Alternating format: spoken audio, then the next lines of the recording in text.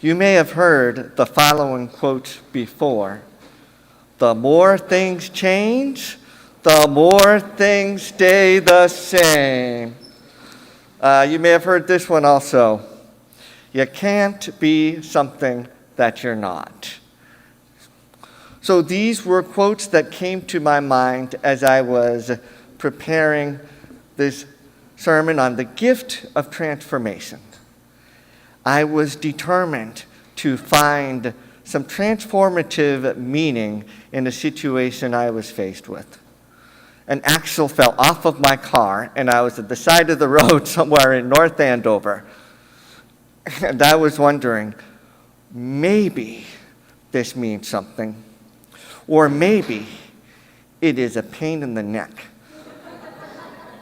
But I'm going to document my process so I'm going to document how I am creating this sermon as I go through this stuff with the car, and hope that maybe there is something transformative or redemptive in this experience. So, reflecting on transformation, it's easy to see many of the ways that our forebears would be surprised and even shocked by some of the changes of this congregation. In fact, the way that this community has transformed. But I'm also thinking, I wonder if some of our forebears might be surprised by some of the things that have stayed the same.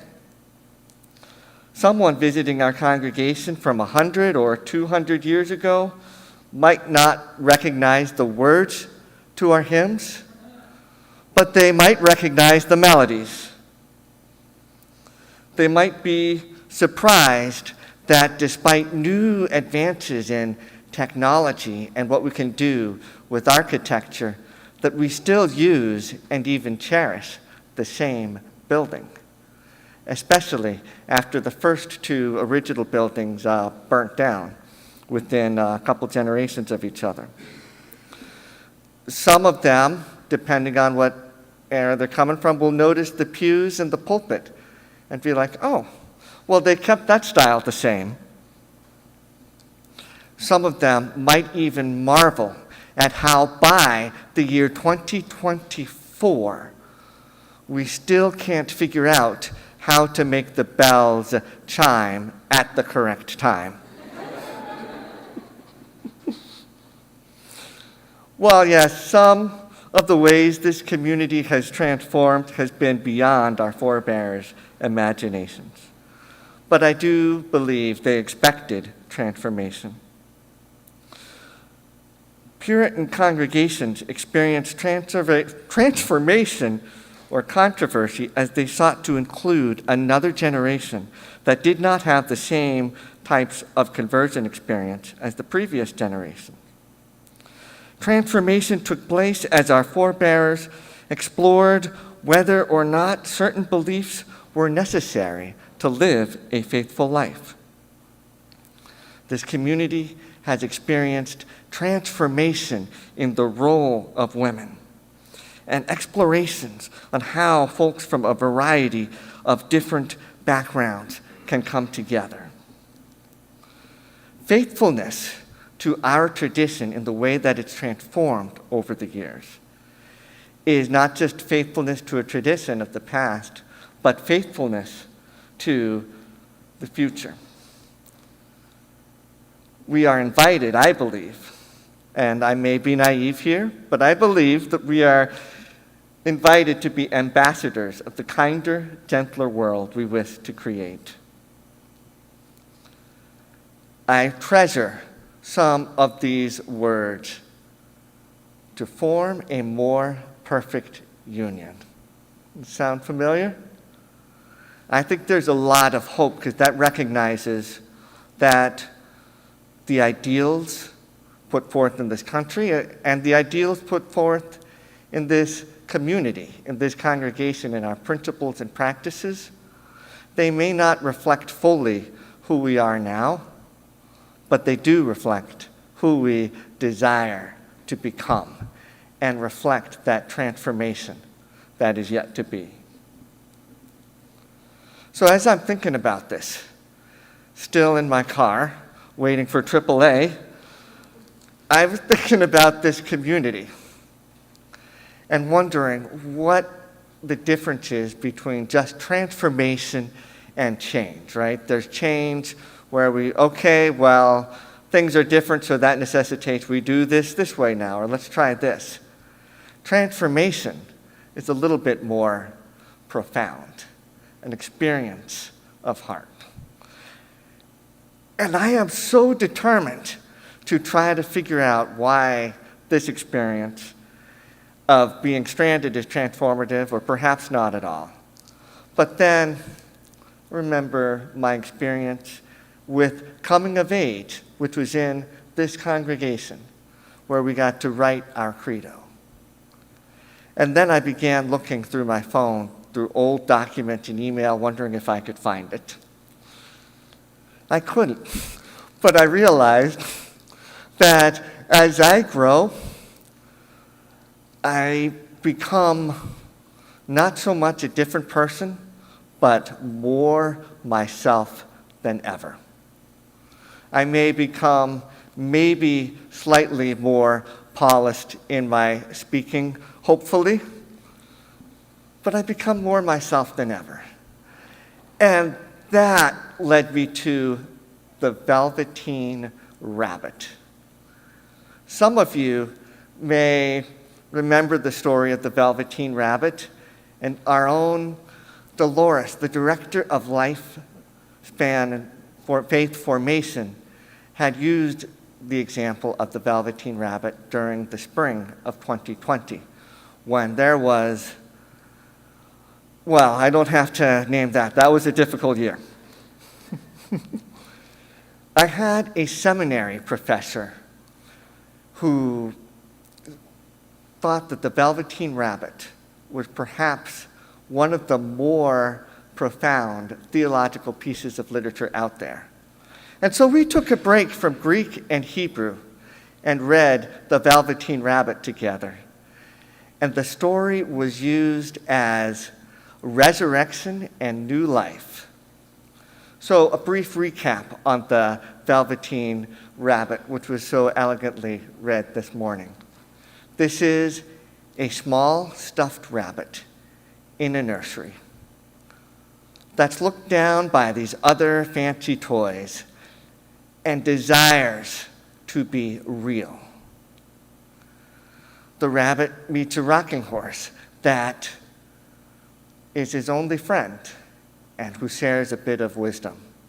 Real is not something that you are. Real is something that happens to you.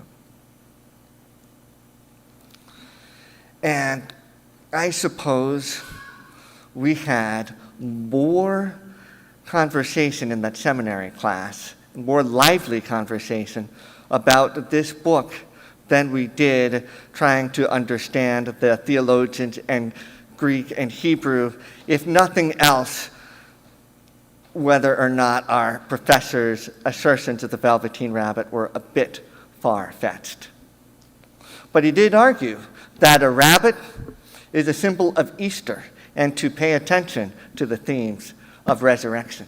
As in the end, spoiler alert, the rabbit, as is condemned by Nana to be burnt because he's full of scarlet fever germs, is resurrected into a real rabbit where he is real to everyone. Many parents, grandparents, aunts and uncles, or anyone who cares for another person can know the transforming power of being loved. And some of us know even the wear and tear and the pain and fears that come with being loved. Indeed, many of us have the experience of literally having our whiskers and our hair loved off. As individuals and a community, We may have an idea, like the Velveteen Rabbit, of the real that we wish we had. We may have an ideal of this congregation that we want to become, and we may have an ideal for our own personal selves, the type of people we want to be. But this story teaches that we become real when we know that we are worthy of love and allow real to be something that happens to us. Maybe our transformation is that of being faithful to our truest selves, as we can be, after all, none other than who we truly are. Our transformation may be something that happens to us when we get out of our own way. When I was in seminary, after this Velveteen Rabbit conversation, I was asked to preach at the church I was an intern at the following Sunday, and I was asked to speak on the story of Noah's Ark. So I'm remembering this because something similar happened.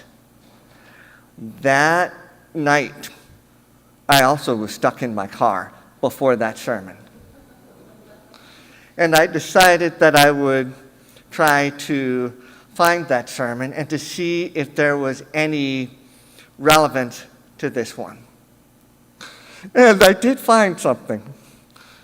So I found the note for the end of the sermon, and I could tell that I was frustrated by speaking on a passage of the destruction of the world. But here is how that sermon ended. In the storms of life, in the storms of world politics, we can be an ark for each other, keeping each other afloat amidst the flood and journeying together into a new land and a rainbow as a symbol of hope.